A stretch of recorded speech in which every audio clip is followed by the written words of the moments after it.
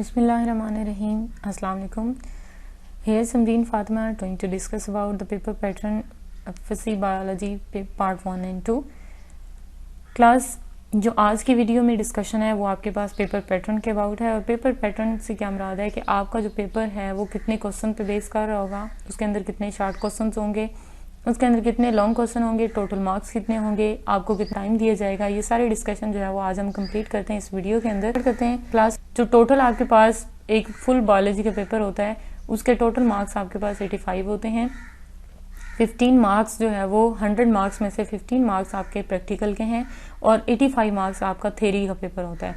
और उसके अंदर आपके पास टोटल कितने क्वेश्चन दिए जाएंगे उस पेपर के अंदर 9 क्वेश्चंस आपको अवेलेबल होंगे। 9 क्वेश्चंस में से 2 पोर्शंस जो है वो बनाए जाते हैं। 2 पोर्शन के अंदर फर्स्ट पोर्शन जो है वो ऑब्जेक्टिव पेपर का होगा और उसके बाद आपको सेकेंड पेपर दिया जाएगा जो कि सब्जेक्टिव पेपर होता है। ऑब्जेक्टिव पेपर के अंदर सबसे पहले आपको जो क्वेश्चन नंबर 1 दिया जाता है वो मल्टीपल चॉइस क्वेश्चंस होते हैं।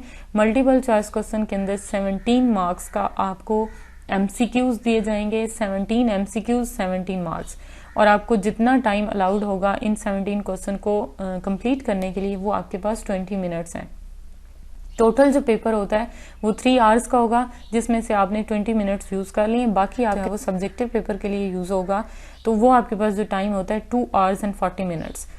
अब 2 आवर्स एंड 40 मिनट्स आपने लगाने हैं और आपने सब्जेक्टिव पेपर जो है वो कंप्लीट करना है। सब्जेक्टिव पेपर के 2 सेक्शन बनाए जाते हैं, सेक्शन 1 सेक्शन 2। सेक्शन 1 के अंदर सारे के सारे शॉर्ट क्वेश्चंस आते हैं और इसमें टोटल आपके पास 3 क्वेश्चन डाले जाएंगे और 3 क्वेश्चन के अंदर फिर सब डिवीजन की जाती है। हर क्वेश्चन के अंदर डिफरेंट जो है वो नंबर ऑफ शॉर्ट क्वेश्चन दिए जाते हैं। तो स्टार्ट करते हैं कि आपके पास जो फर्स्ट इसका सेक्शन 1 का जो फर्स्ट क्वेश्चन होगा already labelled as question number 2। Short question जो है वो आपके पास स्टार्ट होंगे तो वो 16 मार्क्स के आपको सॉल्व करने होंगे जिसमें आपको 12 क्वेश्चन अवेलेबल होंगे और आपको 8 क्वेश्चन जो है वो कंप्लीट करने हैं। 4 क्वेश्चन की आपको जो है वो चॉइस दी जाती है। क्वेश्चन नंबर 3 में फिर अगेन शॉर्ट क्वेश्चन ही होते हैं और 16 मार्क्स के आपको सॉल्व करने होते हैं। टोटल आपके पास 12 क्वेश्चन होंगे, 8 आपको अटेम्प्ट करने हैं। 4 क्वेश्चन की आपके पास चॉइस होती है। क्वेश्चन नंबर 4 जो होगा वो भी शॉर्ट क्वेश्चन पे बेस कर रहा होता है। उसमें मार्क्स की जो आपके पास टोटल मार्क्स होंगे वो 12 होंगे और अवेलेबल क्वेश्चन कितने होंगे 9 और आपको 6 जो है वो सॉल्व करने होंगे। तब आपके पास जो है 12 मार्क्स आपको इस क्वेश्चन के मिल सकेंगे। प्लस एक चीज आपने याद रखी है कि टोटल आपके पास जो सेक्शन 1 है वो 44 मार्क्स पे बेस कर रहा होता है जिसमें आपको 16 और 12 मार्क्स गेन करने होंगे, तब आपको 44 मार्क्स मिलेंगे।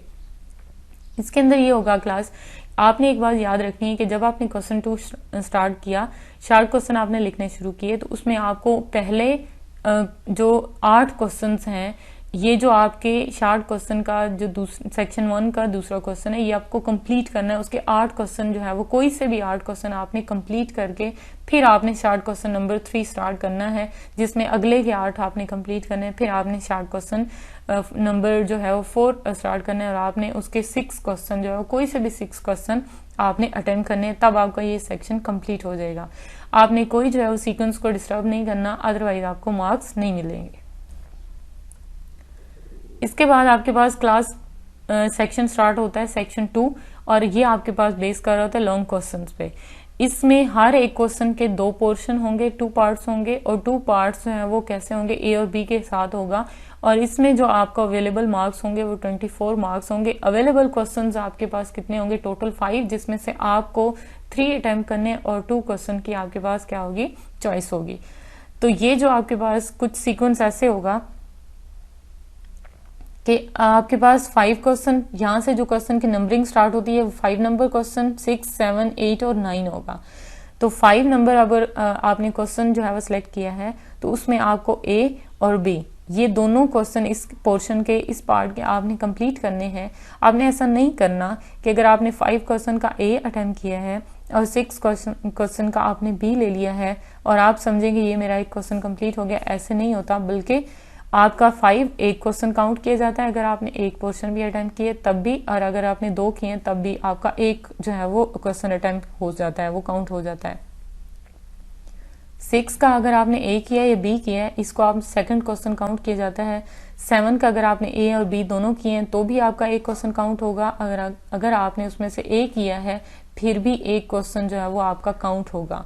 तो ऐसा आपने नहीं करना कि 5 क्वेश्चन में से ए अटेम्प्ट कर लें, 6 क्वेश्चन में से बी अटेम्प्ट कर लें, तो आप जो है वो इमेजिन करें कि ये मेरा एक क्वेश्चन है, ऐसा नहीं होता।